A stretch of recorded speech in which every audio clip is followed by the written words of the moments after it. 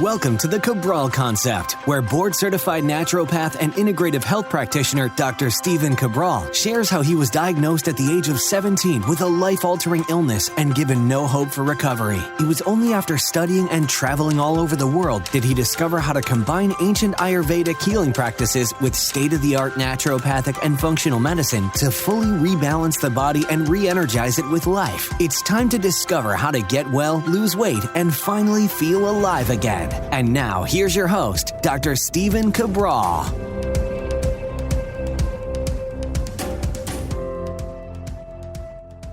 Hey everybody, we're back. Today's episode 2608. It is going to be a fast one. We're going to get through, should you avoid salt? And if not, how much sodium should you take in per day? If you do take in sodium, what is the other mineral that you need to be absolutely on top of so that you do not become imbalanced, that you don't end up with high blood pressure, kidney stones, potentially kidney disease, stroke, anxiety, overabundance of stress on the nervous system, and so much more. I'm going to explain all that on today's show, but just remember, you can get all the 3 big takeaways as well as all the other pertinent shows that I'll be linking to at stephencabral.com/2608. Remember, every single day's podcast is completely free. So everything is there. And you can even ask questions as follow-ups during the show if you'd like over at cabralsupportgroup.com. All right, let's dive in.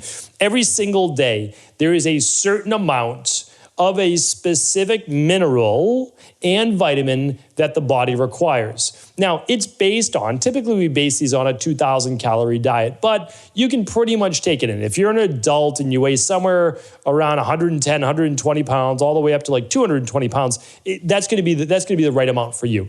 You have to understand is like, there's no way to tell you the exact to the milligram amount that you need because you'd have to take into account your age, your metabolism, how much you sweat, how much you exercise, what's your nervous system type like, what's your metabolic type, like there's so many things to look into. But the bottom line is this, is that we know how much you should be taking in. We've known that actually for decades. So the amount of sodium that you're essentially allocated to be able to take in per day is 2,300 milligrams. 2,300 milligrams, I'm going to be going over that to see if that's actually the right amount or not, and then let you know the balance to that. Now, before we do that, understand that there are many people out there that they say, well, you shouldn't be taking in salt because if you do, you'll end up with high blood pressure. Okay, I want to share with you that is not absolutely true.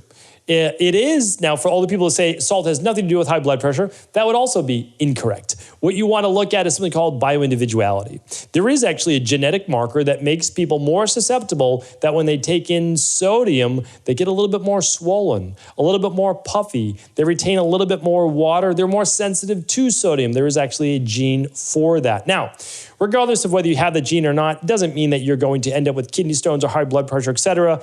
Even if you have that gene, if you take in sodium, it's not how it works. That is not how the human body works. There is something called a balancing mineral. So I've talked about this before.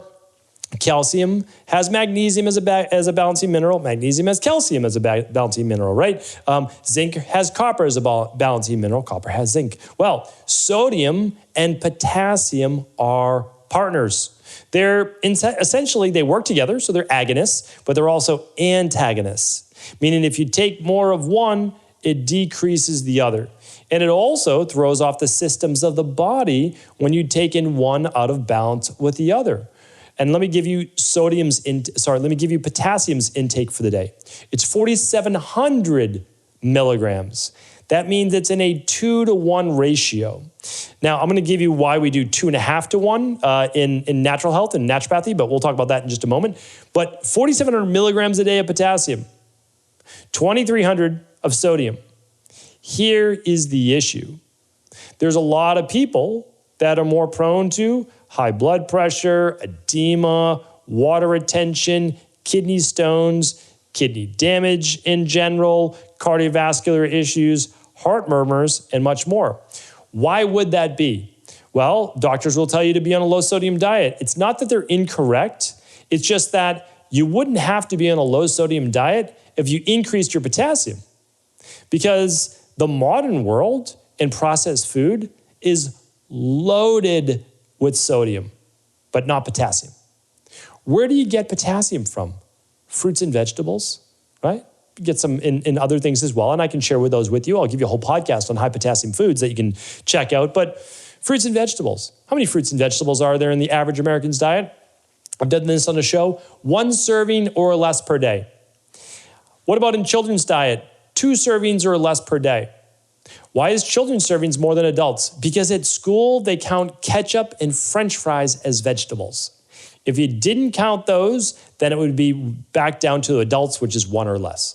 But if you count ketchup as tomato, well, you got yourself a fruit in there, right? Tomato, really a vegetable, right? But it's considered technically a fruit. So here's the thing. People are not eating potassium. So that's why sodium is having a huge effect on the body. It is not sodium's fault. It's really not. It's the lack of potassium. You could take in even more sodium if you wanted to per day, as long as you took in enough water and enough potassium. But let's start to go into this a little bit deeper. See, in natural health, we've known this forever as well. On a minerals and metals test, that's taking a little bit of your hair. Remember, your hair is a protein. You basically, on a hair tissue test, you burn it down to an ash. Then they look at the minerals in the body and they see what your body's excreting. And we just know, again, like we know, well, I always give this analogy, but it's nonetheless true. I know that if I take chocolate and I burn it down, there's a lot of magnesium. I know that if I take a lemon or lime and I burn it down to an ash and I assess the ash, it's going to be high in potassium. That's how we know foods. The hair is no different. It's an excretionary tissue. It's like taking a fingernail clipping or your hair. Your hair is just an easy way because the nutrients get locked in the hair. You cut the hair, you burn it, you see what the excretion's been like. Anyway, I digress. So when we look at this, we see, oh, people need more potassium than they do sodium. And why we can keep going back to this is that most people are burnt out. Like their nervous system is too stressed. So here's what happens. When you get quite stressed, you have higher levels of aldosterone production. And aldosterone is, we can look at it as a mineralocorticoid, but we're looking at it as something that is pushing your nervous system to respond to stress. And when that happens, the body is typically holding on to more sodium. It's using it to get the blood pressure higher, to get more into fight or flight. That's why high blood pressure, you can't look at it as a single facet health issue. Okay, lower salt. Sure, you can lower salt all you want, but if you don't lower aldosterone, then forget about the ratio because you'll just start dumping potassium out of your body. You have to urinate all the time to get it out of the body, right? Because you're trying to basically spare more sodium. So you certainly don't want that. That's going to really damage the kidneys. So what we need to do is we need to be conscious overall of our stress. But I want to go back for one more thing about stress, and that's that you can't just play around with your electrolytes. I believe in electrolytes. I actually do recommend electrolytes, but you don't want to overdo. And the reason is that if you have an imbalance of sodium potassium, you can actually get heart flutters, you can get heart palpitations, you can get arrhythmias in the heart. You need a balance of sodium and potassium. You have to be at the right one. And we look at the standard American diet and we look at like, what do a lot of people eat? They eat what? Sandwiches with cold cuts, right? Or they eat a slice of pizza. One slice of pizza is 1,000 milligrams of salt, of sodium. Think about that. Average slice of pizza could be anywhere from 700 to 1,500 milligrams. I mean, you're looking at 1,000 milligrams basically on average, 900 to 1,000 milligrams for a slice of pizza. That's sodium. Okay, so 1.5 slices of pizza, you met your sodium requirement. Well, let's say this, 2 slices of pizza, you've eaten all the sodium that you should really take in for the day. Like that's basically it for most people. Now, on the flip side, well, let me give you just a couple more. That cold cut sandwich that I talked about, 2,000 to 3,000 milligrams of sodium. Between the bread, remember, just a single slice of bread is 250. I'm not talking about a sub roll, right? Which is absolutely going to be 2,000 to 3,000 milligrams right there of sodium. That's just one sandwich, right, that you've had.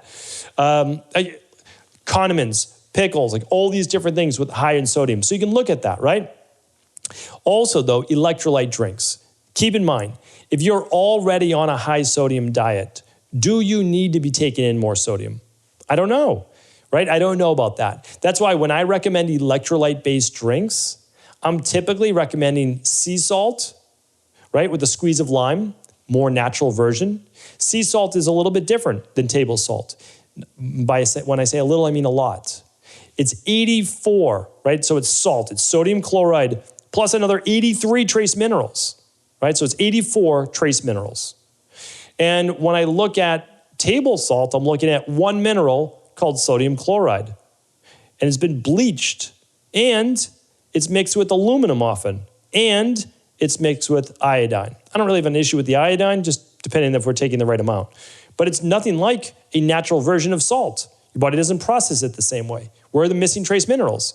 I know it only makes up 3% or so, but you need it. It's what allows your body to assimilate it to a better degree. So if we don't want the high blood pressure, the risk of stroke, the kidney disease, the kidney stones, the heart and cardiovascular-based issues, what we need to do is take in a healthier amount of sodium, potassium every day. And for many people, yeah, they should absolutely remove the processed foods from their diet. I do recommend that. Right away, when you remove the processed foods and you don't oversalt your food, you're going to be good. You really are. As long as you up your high potassium foods. That is what is missing in most people's diet. It's not that you have to just completely go on a low salt diet. You need to add potassium. And no, it's not just bananas, right? It's not just that. Your doctor's like, well, eat more bananas. Okay, fine. You can have a banana. I don't have an issue with that. But there's other foods that are very high in potassium. And what I'm going to do is I'm going to link up my show on high potassium foods. I've got a show on high magnesium foods. I have a show on all these different things. If you ever can't find a show, honestly, just ask. Completely free. Just ask at cabralsupportgroup.com. But including things like broccoli and asparagus and avocados. Like avocados are very high in natural potassium. So definitely add some of those. Apples are great. What about blueberries, right? Those are fantastic. I'm always talking about that. Cucumbers is a natural diuretic. It's going to help balance the water in your body as well. So, and yes, you can have your bananas. So all of these things are very beneficial for the body. All of your green leafies are going to have potassium, so you can add those in. But this is the way that you truly begin to balance the body. Now, I'll tell you one more part. When the body, if you show low potassium levels on a minerals and metals test, and I can link that up today, it's not a nutritional supplement, so I can link that up. By the way, I don't actually recommend potassium nutritional supplements. I don't. You can take in a little bit, yes. I don't recommend taking in 1,000 to 2,000 milligrams of potassium through a nutritional supplement unless you're specifically working with under a healthcare practitioner's watch, because that can really throw off the heart as well. You have to be careful with that, all right? So don't overdo electrolytes. I mean that. You can take in small dose, couple hundred milligrams, yes. A couple thousand, I'd be a little bit worried about that. There's a popular electrolyte drink on the market right now. I have no ill will towards them. It can be a great product, but it's a 10-to-1 ratio essentially of sodium to potassium. Unless you are someone that sweats profusely, and you actually can see the salt staining your clothes, you most likely do not need that at full strength. You don't. You most likely need something a little bit more balanced with sodium to potassium. All right, but I digress. The last thing I wanted to add was this. The way out of this, right? The way out of this, and it can take months. It can take months to sometimes even over a year to fully rebalance the nervous system, the cells. I didn't get too deep into it today, but basically sodium is more of an extracellular mineral, meaning it sits outside the cells. Remember, the cells bathe in fluid. The interstitial milieu is what it's called. That's where the nutrients come in and the waste comes out. Well, the cell membrane is what allows that potassium to stay inside the cell, regulate the right amount of water, and sodium to stay outside of the cell. Now, there's a little bit of both, but you get my drift of what I'm saying. Now, for people where the cells are not working properly, you see the swollen ankles, you see the swollen body. That's all the water retention. That's all the edema. That's not body fat. That's toxic water weight from an imbalance. Now, those people are put on typically diuretics and they're told to be on a low sodium diet.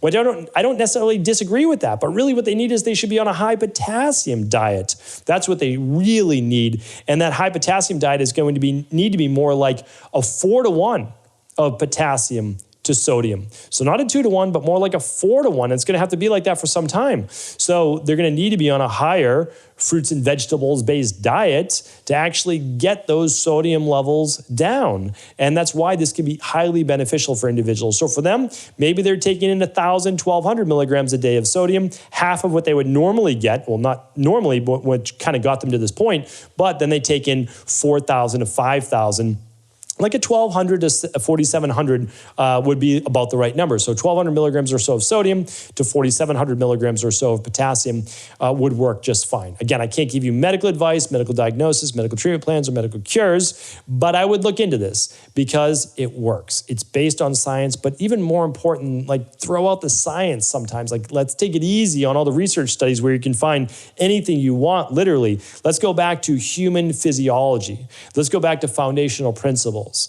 Everything in the body has to stay in balance. It's not about, everything in moderation. Okay, well, 2,000 milligrams of sodium a day might be moderation, 2,300, 2,500, but not if you're only taking in 2,000 milligrams of potassium. That's not moderation, right? So it's all about balance. It's about dynamic equilibrium. The traditional naturopaths knew this. Bioregulatory medicine practitioners knew this. And of course, our integrative health practitioners know this. We talk about this all the time. So this is what it's all about, maintaining balance in the body. Hopefully this helps you answer the question of, should you avoid salt, and how much sodium do you really need per day? All right, take care, everybody. Have an amazing day. Always feel free to share the show with anyone you believe it could serve. Are you ready to heal yourself and then go on to heal others? If so, the Integrative Health Practitioner Institute can help you discover proven functional medicine protocols that blend the best of 7 different healing disciplines from around the world. I personally share with you the exact handouts and protocols I use in my private practice that enable people to get well, lose the weight, and live longer, stronger. I want to pass this information on to the next generation of health coaches, and that is exactly why I created IHP. We are the future of the health coaching industry, and the skills and knowledge you will learn will make you an in-demand certified health coach anywhere in the world. Although we have many medical professionals taking the IHP certifications, no experience is necessary, and half our members have no previous health certifications. At the Integrative Health Practitioner Institute, our motto is a health coach in every home. Our goal is that you take this knowledge and then share it with family, friends, loved ones, your community, or in a practice where you create a career you love and can be proud of. The global IHP community is filled with some of the most kind and caring people in the world, and we can't wait to welcome you into our world soon. For more information or to set up a discovery call with one of our IHP Health Coach graduates, simply head over to integrativehealthpractitioner.org.